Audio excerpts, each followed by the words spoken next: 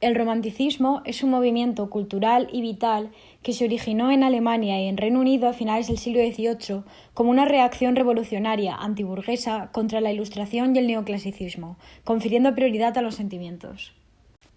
El movimiento se caracteriza por, frente a la razón y las reglas neoclásicas, dar prioridad a la libertad, el impulso y las emociones. La literatura romántica prioriza la libertad en todos los sentidos, especialmente la libertad de creación, y los sentimientos del autor frente a la razón. El autor es espontáneo y su atracción por el esoterismo y lo oculto lo llevan a ambientar sus obras en lugares oscuros o tétricos como cementerios o tormentas, dando lugar a una estética de terror. El romanticismo es un movimiento muy subjetivo e irracional. El escritor encuentra una nueva sensibilidad para mirar la naturaleza, que le servirá como escenario para expresar sus sentimientos y su espíritu, y buscará la evasión en el espacio y en el tiempo, provocada por el desengaño que produce tanta idealización y el choque que se da entre la realidad y el deseo del autor. Tenderá a ambientar sus obras en tiempos lejanos como la Edad Media y países exóticos, y los viajes se convertirán en uno de los grandes temas del romanticismo. Es un movimiento rebelde, idealista, fantástico e individualista. El autor se encierra en su yo, considerándose un genio rebelde e incomprendido. Además, el romanticismo valora en abundancia el pasado histórico de las naciones, y su mirada hacia la personalidad nacional los acerca a lo folclórico, mostrando interés por el pasado de los pueblos y la recuperación de sus raíces. Así pues, es un movimiento algo paradójico, pues, aunque es universalizador y exaltador de la humanidad, aunque en abstracto, también es un movimiento muy tradicionalista.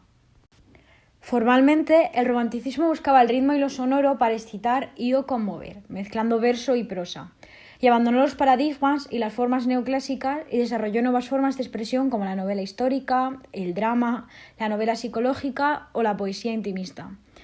Este movimiento, al igual que pasaba en el barroco, desdeña las reglas y no respeta la de las tres unidades, mezclando también diversos géneros en sus obras. Utiliza además un lenguaje muy apasionado con el que expresa sin pudor sus sentimientos más íntimos y profundos.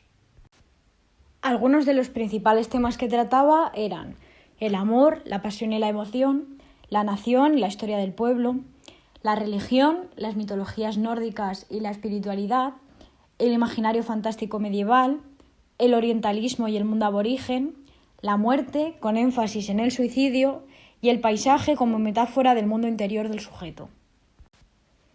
El romanticismo nació en Alemania y Reino Unido a finales del siglo XVIII y se extendió por Europa durante el siglo XIX, dominando casi todo el siglo y conviviendo con el realismo a finales de este, transformado en lo llamado posromanticismo, que se dio durante la segunda mitad del siglo XIX.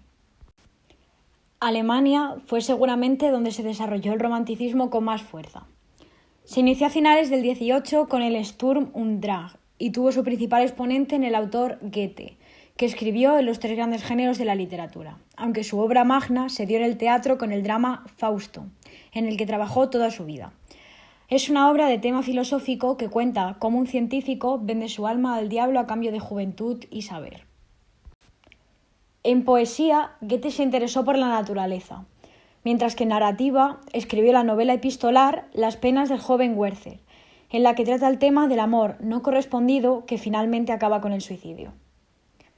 Además de Goethe, también destacaron autores como el poeta Novalis, con Himnos a la noche, o los hermanos Grimm, que recuperaron los cuentos tradicionales. En Inglaterra, el romanticismo tuvo casi tanta importancia como en Alemania. Destacaron los poetas satánicos, llamados así por su rebeldía. Vivieron una vida agitada y murieron jóvenes.